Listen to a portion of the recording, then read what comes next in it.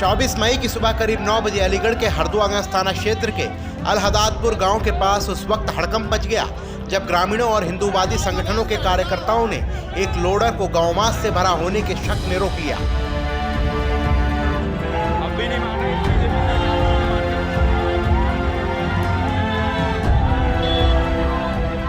Loader सवार 4 लोगों के साथ जमकर मारपीट की गई और गुस्साई भीड़ ने लोडर को पलटकर आग के हवाले कर दिया।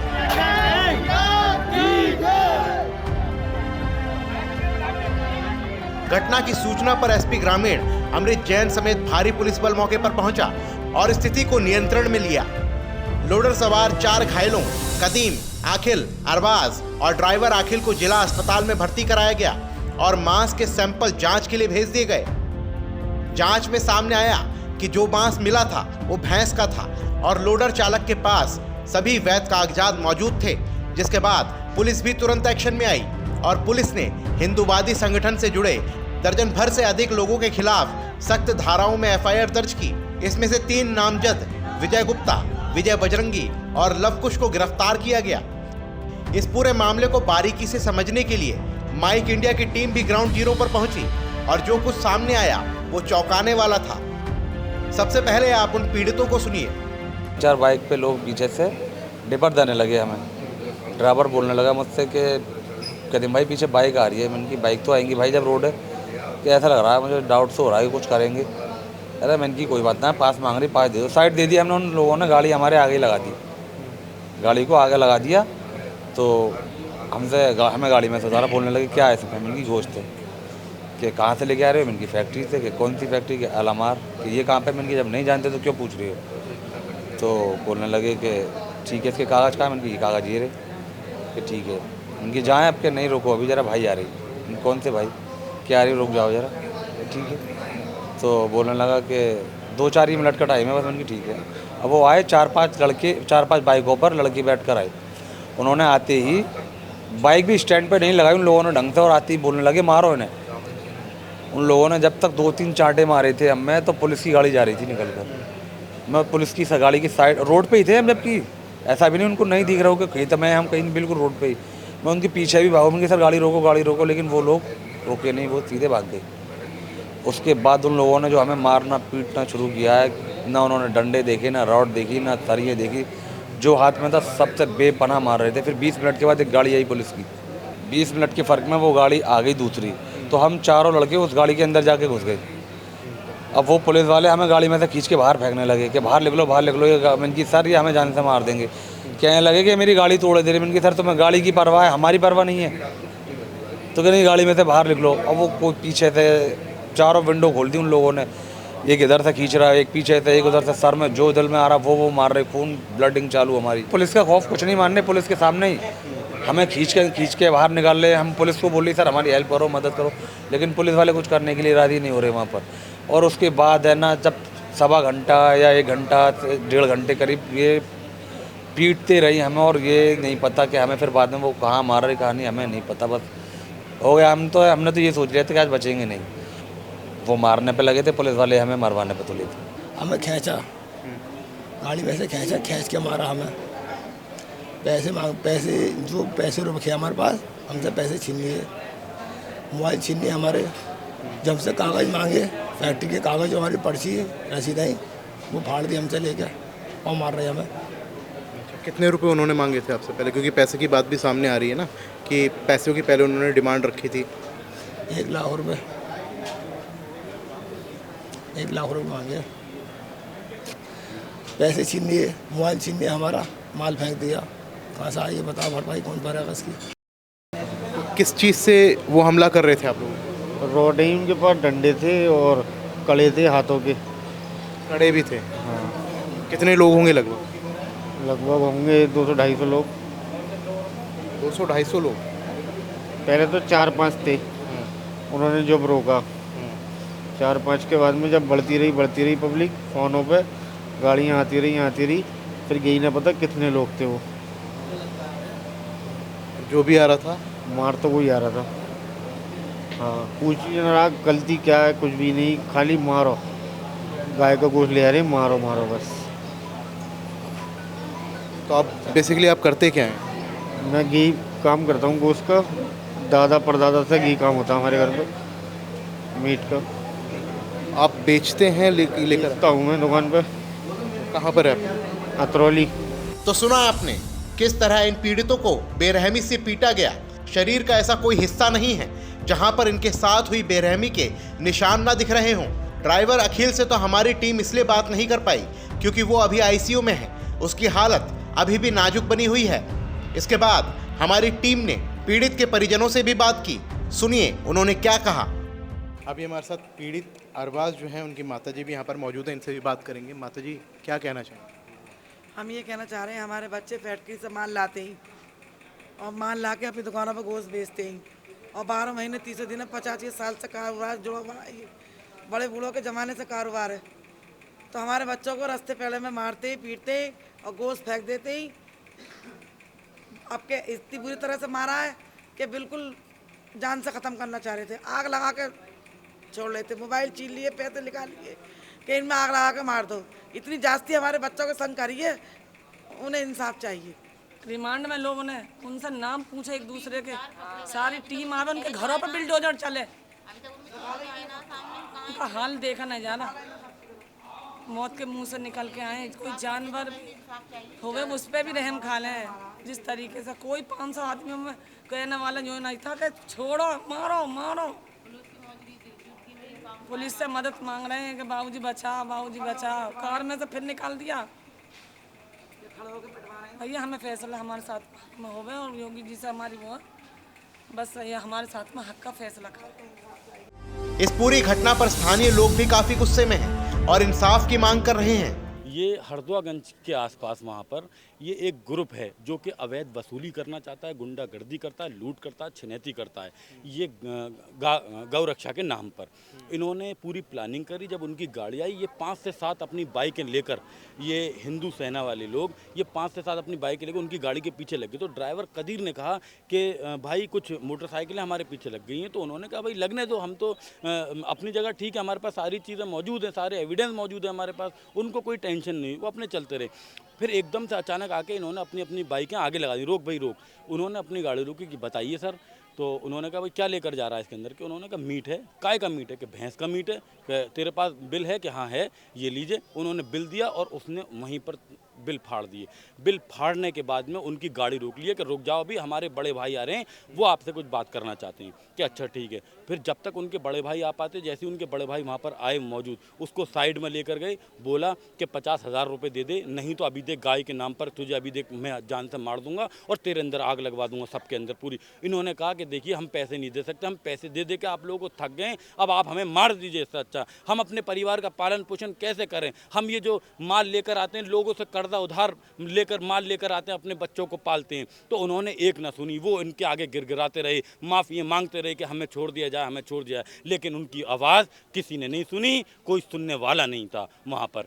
उसके बाद में उन्होंने जब पैसे नहीं दिए तो उनको ऊपर मारा। करीब 2 घंटे, करीब आधे 1 घंटा उसको बुरी तरीके से मारा। जैसे कि आपने देखा होगा सोशल मीडिया के माध्यम से कि उनको किस तरीके से खूनम खान कर दिया गया, लहू लुहान कर दिया गया, कैसे इंसानियत को शर्मसार कर दिया गया। आप देखिए कि जैसे ये गौ रक्षा के नाम पर गुंडागर्दी हो रही है। माननीय योगी आदित्यनाथ जी कहते हैं कि मैं बात करता हूँ जीरो टॉलरेंस की। आप देखिए उत्तर प्रदेश की पुलिस क्या कर रही है। आज नाम देखकर कार्रवाई हो रही है उत्तर प्रदेश के अंदर, लेकिन सरकार मूर्ख तरकश बनी हुई बैठी हुई देख रही है सारा तमाशा। आप देखिए अभी मुसलमान अगर कोई ये घटना कर देता तो उसके पूरे घर जमीन दोष कर दिए जाते और सदन में ये कह दिया जाता कि हम मिट्टी में मिलाने का काम करते हैं। आज मैं जानना चाहता हूं आपके माध्यम से माननीय योगी आदित्यनाथ जी से कि आज कहां है आपकी मिट्टी? आप क्यों नहीं मिला रहे उनको अभी तक मिट्टी में? आप क्यों नहीं उन ऐसे देशद्रोहियों के साथ में क्यों नहीं कार्रवाई कर रहे? बात यहाँ हिंदू मुसलमान की नहीं है, बात यहाँ इंसानियत की है। जैसे इंसानियत को शर्मसार कर दिया गया है, आप देखिए कौन सुन रहा है। आप देखिए कि इस जो सरकार अभी वर्तमान में सरकार चल रही है, क्या उस सरकार को नहीं चाहिए था कि ये जो पीड़ित हैं उनको लहू लुहान कर दिया गया? क्या उन सरकार की तरफ से एक भी आदमी यहाँ पर आया इनकी पीड़ित की बात सुनने के लिए? जिन लोगों का इसमें नामजद है वो लोग तो हैं ही, इसके पीछे जितने लोग हैं वहाँ, जो जितने भी हिंदू हैं वहाँ, जो गांव हैं जितने भी हिंदुओं के, वो सब उन पर थूक रहे हैं, वो सब उन पर नालती भेज रहे हैं कि तुमने इतनी बुरी घटना की है, क्योंकि मेरे उनसे मामला था, क्योंकि मैं इसी क्षेत्र से रहने वाला भी हूँ, तो उन लोगों को जो कोऑपरेट कर रहे हैं वहाँ का प्रधान है, जो वहाँ पर अपने गाड़ियों में पेट्रोल भरवाने के लिए बैठा रहता है, वो इसी तरीके से हफ्ता वसूली यही सब चलती है, उन लोगों पे और कोई धंधा नहीं। हम ये कतई बर्दाश्त नहीं करेंगे और इनको हम कानूनी तरीके से, संवैधानिक तरीके से हम इनको सज़ा दिलवा के रहेंगे और आने वाली नस्लों को भी, जिनको ये बिगाड़ना चाहते हैं, उनको भी ये मैसेज दिलवा देंगे कि इन लोगों में फ्यूचर नहीं है, आपका फ्यूचर है। अच्छी बात करें, समाज के लिए काम करें, पढ़ाई करें, तरक्की करें, IAS बने, लेकिन ये गंदी गुंडागर्दी, हिंदू के नाम पर ये गुंडागर्दी हम बर्दाश्त नहीं करेंगे। इतना ही नहीं, एक जिम्मेदार संस्थान होने के नाते हमारा फर्ज बनता है कि आपको दोनों पक्ष को सुनाया जाए। इसके लिए हमारी टीम अलीगढ़ के कलाई गांव भी पहुंची, जहां से विजय गुप्ता और विजय बजरंगी को पुलिस ने इस मामले में गिरफ्तार किया है। सुनिए वहां पर हमें क्या कुछ मिला। अभी हमारे साथ यहाँ पर विजय गुप्ता जी का परिवार भी मौजूद है, ये उनके लड़के हैं। क्या नाम है आपका? मेरा नाम लव प्रकाश गुप्ता है। क्या हुआ था 24 तारीख की सुबह 9 बजे? देखिए, मैं तो यहाँ पे था नहीं, मैं अपने ऑफिस में था सुबह। क्या करते हैं आप? मैं अभी एक जॉब कर रहा हूँ और वैसा बाय प्रोफेशन मैंने वेटनरी डिप्लोमा किया हुआ है, तो मैं अभी जॉब करता हूँ। मैं ऑफिस में था, मेरे पास जो सूचना आई, मेरे पास ये सूचना आई मेरे भैया के द्वारा कि पिताजी को थाने में इस तरीके से बैठा रखा है। करीब 5:15 बजे मेरे पास ये सूचना आई, तो मैं ऑफिस छोड़ के अपना थाने में पहुंचा। मुझे पूरे प्रक्रिया के बारे में वहाँ पे नहीं पता था कि क्या हुआ है। मुझे थाने में जाके पता चला कि ऐसा ऐसा बात हुआ है। तो वहाँ पे जो पुलिस प्रशासन थे उन्होंने मुझसे ये कहा कि पिताजी और उनके साथ 2 लोग और थे, उनको सिर्फ पूछताछ के लिए बिठा रखा है। हमें ये सारी चीज़ें नहीं पता थी कि क्या होने वाला है या क्या हुआ है इस बारे में। तो जब मैंने पिताजी से मैं मिला भी वहाँ पे जाके, तो उनका जो पुलिस प्रशासन वहाँ पे था, उनका यही कहना था कि पिताजी को और बाकी जो 2 लोग वहाँ पे साथ में हैं उनको सिर्फ और सिर्फ उसके लिए बिठा रखा है कि पूछताछ के लिए उनके हायर अथॉरिटीज़ आएंगी और जो उन्होंने तहरीर दी है उस मामले में उनसे पूछताछ की जाएगी। हुआ, पिताजी घर पे आए, यहाँ पे आए, ठीक है। सुबह उनके पास कहीं से खबर आई, फ़ोन आया, और जो क्योंकि लोकल है यहाँ पे, उनके पास खबर आई कि ऐसे ऐसे वहाँ पे ये वाक़या हो रहा है, वहाँ पे ऐसे ऐसे गाड़ी पकड़ी गई। तो पिताजी वहाँ पे पहुँचे। पहुँचने के बाद वो सारा इंसिडेंट, वहाँ पे भीड़ ज़्यादा उग्र हो गई, तो वो सारे इंसिडेंट हुआ। उसके बाद पिताजी घर पे आए। पिताजी के पास फिर हाँ पुलिस प्रशासन की तरफ से वहाँ पे जो लोग थे, जब ये वाक़या हो रहा था, तो वहाँ पे जो गौरक्षक थे उन्होंने खुद पुलिस प्रशासन को करीब 20 कॉल की हैं कि आप यहाँ पे आइए, स्थिति को संभालिए, भीड़ बहुत ज़्यादा उग्र हो रही है। अगर उनका मकसद सिर्फ उनको मारना होता तो वो कॉल क्यों ही करते पुलिस प्रशासन को? उनकी उम्र क्या होगी? मेरे पिताजी की उम्र 56 साल है। वो क्या 56 साल में किसी ऐसे उपद्रव में शामिल होंगे? बिल्कुल नहीं हो सकते। उनका मकसद सिर्फ गौरक्षा करना है। और मेरे पिताजी से मेरी खुद बात हुई है, उन्होंने खुद बोला है कि मैंने तो थाने में फ़ोन भी करवाया और किया। विजय बजरंगी को जानते हैं आप? हाँ, मैं विजय बजरंगी को जानता हूँ। वो भी हमारे गांव का लड़का है। वो पिताजी के साथ काफ़ी समय से जुड़ा हुआ है और वो भी साथ में पिताजी के साथ रहता है। अगर उनके पास भी कहीं से इन्फॉर्मेशन आ जाए तो इन्फॉर्मेशन सर्कुलेट होती हैं कि उनके पास इन्फॉर्मेशन। उनके परिजनों का कहना है कि आपके पिताजी ने उनको फ़ोन किया था, जिसके बाद वो आपके पिताजी के साथ गए थे। पिताजी ने फ़ोन किया था या पिताजी के पास कहीं ना कहीं से इन्फॉर्मेशन आई होगी, तब पिताजी ने, अगर मुझे ये कॉल डिटेल्स के बारे में नहीं पता है कि उन्होंने फ़ोन किया था या उनके पास फ़ोन आया था, और उनके पास कहीं से इन्फॉर्मेशन आई होगी तो उन्होंने फ़ोन किया होगा। क्योंकि अगर कोई एक व्यक्ति तो वहाँ पे जाके ये सारी चीज़ें नहीं कर सकता, या कोई गाय भी है तो पिताजी किसी ना किसी को इकट्ठा करेंगे और ये सारी चीज़ें होती हैं। तो वहाँ पे उन्होंने फ़ोन भी किया होगा या उनके पास इन्फॉर्मेशन भी आई होगी, तो वो वहाँ पर पहुँचे। लेकिन वहाँ पर जो घटना हुई है या जो उन लोगों के साथ मारपीट हुई है, उस मारपीट में मेरे पिताजी का कोई भी ऐसा वीडियो या उन्होंने मारपीट वहाँ पे किसी को नहीं की है। कोई भी वीडियो ऐसा नहीं है जिसमें उन्होंने मारपीट की हो। कोई भी वीडियो ऐसा नहीं है जहाँ पे वो लिंचिंग कर रहे हों। आपको क्या लग रहा है कि मतलब जो इस तरीके की चीज़ें हो रही हैं पुलिस प्रशासन की तरफ से, क्या किसी के दबाव में वो लोग कर रहे हैं? बिल्कुल दबाव में हो रही हैं, दबाव में हो रही हैं, बिल्कुल दबाव में हो रही हैं। पुलिस प्रशासन पर किसी न किसी का दबाव होगा, तभी तो इतनी सारी चीज़ें हुई हैं। पुलिस ने पूरी तरीके से साजिश, एक तरीके से प्रशासन ने उनको बुलाया पहले कि तहरीर देने आइए, फिर उनको बिठा लिया, फिर अगले दिन गिरफ्तारी दिखाई है, वो भी कहीं और से गिरफ्तारी दिखाई है। तो इसका क्या मतलब है? अगर गिरफ्तारी उनको कहीं और से दिखानी थी तो वहाँ से पकड़ना था। अगर उनका FIR में उनका नाम था तो उनको पकड़ने के लिए आते। लेकिन मेरे पिताजी खुद यहाँ से चल के थाने तक गए हैं बाकी लोगों के 4 लोगों के साथ, जिसमें कि 2 लोगों को छोड़ दिया गया है, 3 लोगों को बिठा लिया गया है। उनको किसी को बताने तक नहीं दिया गया कि हम यहाँ पर ऐसे ऐसे फंस गए हैं। हमें जब पता चला है 5:15 बजे हम पहुँचे, हमने पुलिस प्रशासन से पूछा है तो उन्होंने हमसे सिर्फ ये कहा है कि आपके पिताजी ने और लोगों ने तहरीर दी है जो आज इंसिडेंट हुआ है उसके खिलाफ, तो हमारे हायर अथॉरिटीज़ आ रही हैं, वो पूछताछ के लिए हमने उनको सिर्फ बिठा रखा है। इस बीच मैं एक बार पिताजी से मिला वहाँ पे, मैंने कहा आप मुझे मेरे पिताजी से मिलवाइए, मुझे देखना है क्या उनकी कंडीशन है। तो हाँ, मैं पिताजी से मिला वहाँ पे, फिर भी मेरे को यही बोला जा रहा था। मैंने अपने बड़े भैया को बुलाया, मैंने कहा भैया आप आओ। इनसे भी यही बात की गई कि वहाँ पर सिर्फ हायर अथॉरिटीज़ आ रही हैं, उनसे पूछताछ करनी है। लेकिन हमको 7:30 बजे 8 बजे के बाद पता चला है कि उधर से FIR हो चुकी है, लेकिन गिरफ्तारी अगले दिन दिखाई गई है इनकी कहीं और से। तो इसका क्या मतलब है?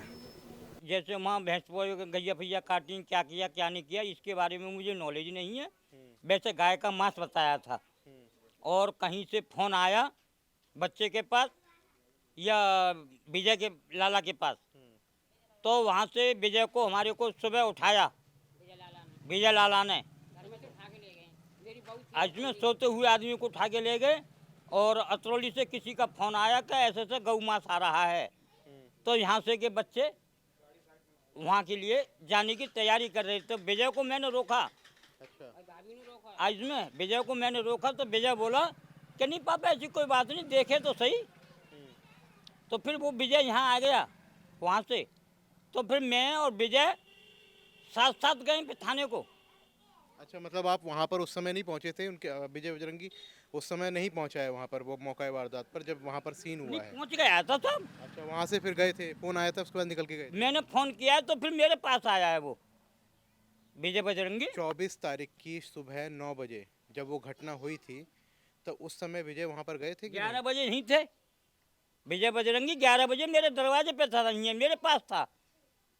जबकि ज़्यादा हंगामा हुआ तो पुलिस चौकी पर मैं स्वयं गया हूँ। 9 बजे मतलब यहाँ से गए थे ना वहाँ पर? सुबह गया था। अच्छा, हाँ। अलग सवेरे विजय गुप्ता बुला के ले गया। अच्छा, थाने में बेहाल कर दिया बच्चे को, बच्चे का नाखून खींच दिया ये थाने में इतना बेरहमी से मारा है, और मुझे भी धक्का दिया तो मेरे भी चोट गया है यहाँ। मैं तो गिरफ्तारी का, मैं अपने दर्द का एहसास करके मैं तो FIR करूंगा। आपको बता दें कि इस मामले में पुलिस अब एक्शन मोड में है और साथ ही आरोपियों को जल्द से जल्द पकड़ने का आश्वासन भी दे रही है। लेकिन सवाल यह है कि क्या पुलिस मामले में निष्पक्ष कार्रवाई कर रही है, क्योंकि पूरे मामले में पुलिस पर भी आरोप लग रहे हैं। कौन सही है या कौन गलत, ये तो खैर वक्त ही बताएगा। आपका क्या कहना है हमारी इस रिपोर्ट पर, हमें कमेंट बॉक्स में बताएं। अलीगढ़ से ब्यूरो रिपोर्ट, अदनान खान।